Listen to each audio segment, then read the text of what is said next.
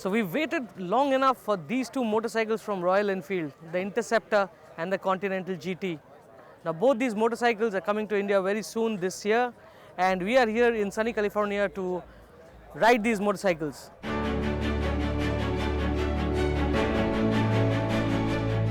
The Royal Enfield boffins made two motorcycles. There will be more derivatives, but Eicher Motors CEO Siddhartha Lal was pretty clear that this engine was designed as a 650, not as a first in a family of smaller or larger engines. So that 4 valves per cylinder SOHC, air-cooled, air or oil-cooled, fuel-injected parallel twin powers both the Interceptor and the Continental GT 650. It's tuned to produce as much of its torque as possible as early as possible. So while peak torque is 52 Nm at 5,250 RPM, 80% arrives at just 2,500 RPM and the torque curve is flat till about 6,000 RPM, after which it dips. Peak power is a modest 47 bhp at 7,250 RPM.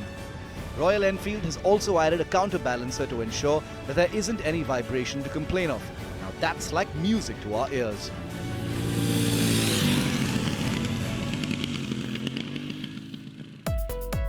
Now both bikes share the same platform and underpinnings, however both cater to very different genres. The Interceptor caters to a more laid-back rider, one who's more inclined towards riding long distances, hence it comes with a unique design. The bike runs on specially crafted Pirelli tires, and up front it gets beefy telescopic forks. A twin-pod instrument panel adds to the classic charm of the bike. The 13.75-litre fuel tank is kept simple and taller handlebars add to the riding comfort, but the Interceptor uses a different subframe to mount the foot pegs. If we were to nitpick, then we would say that we expected to get a more informative instrument panel.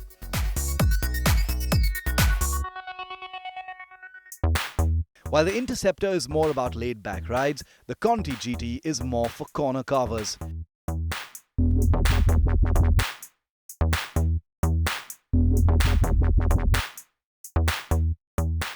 While the motor, chassis, instrument panel and other mechanical bits remain the same, the Conti GT comes with a set of clip-on handlebars and slightly rear-set pegs. This gives the rider a sportier stance. The seat is also a single-pod affair with a bump stop at the back. The exposed chassis gives the Conti GT a bare look at the back.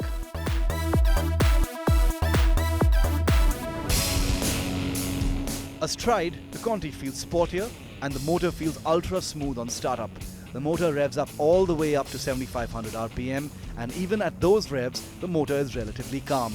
However, the sweet spot is much below the rev line, and this is where the motor makes all the power. However, honestly, this is a Royal Enfield which easily caresses the ton mark, and even at those speeds remains glued to the roads. The cornering abilities are also commendable, and across all the twisties, the Conti was rather fun to ride. The only cause of concern is the ride quality, which we felt was a bit stiff even by smooth California road standards.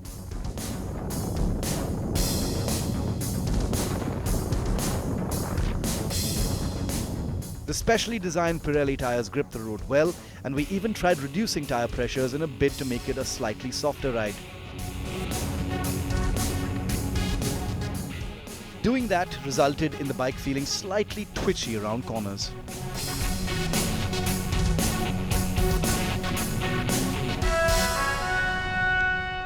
It's such a beautifully tuned motor, this. It's got ample torque. So we were riding across these twisties in the California state in this beautiful town called Pescadero, and you would go past these twisties and then suddenly you would see an open stretch.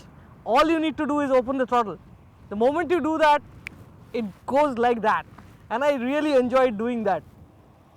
The gearbox too has a precise clunk to it, and that is the reason it just adds up. The engine and the gearbox is just a good fusion. What adds to this package is the overall features this bike sports. Things like the clip-on handlebars, the slightly rear set foot pegs, give you that sporty stance. It's not that serious, but at the same time, it's not upright. Overall, this is the kind of bike I expect Royal Enfield to make. Riding along on California roads, the Interceptor engine isn't different in feel from the Continental GT 650 in any way. That means it runs smoothly and sweetly almost to the red line.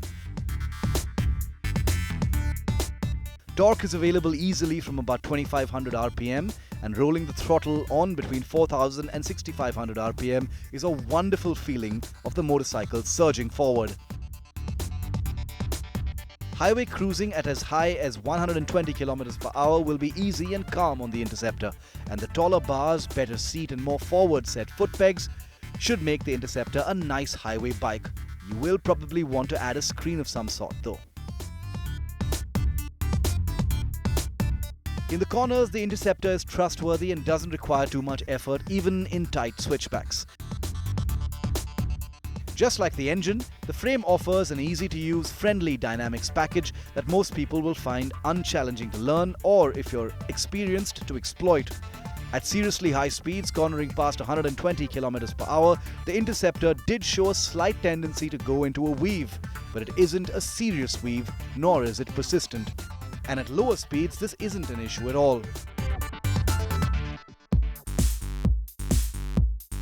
All in all, the Royal Enfield twins will surprise you.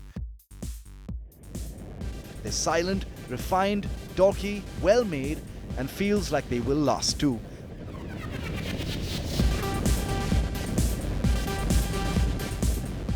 The obvious niggles are that the ride setup feels a little stiffer than expected, but at a price point of 3 lakh rupees ex-showroom, these bikes are phenomenal value for money. Time to get the checkbook ready, eh?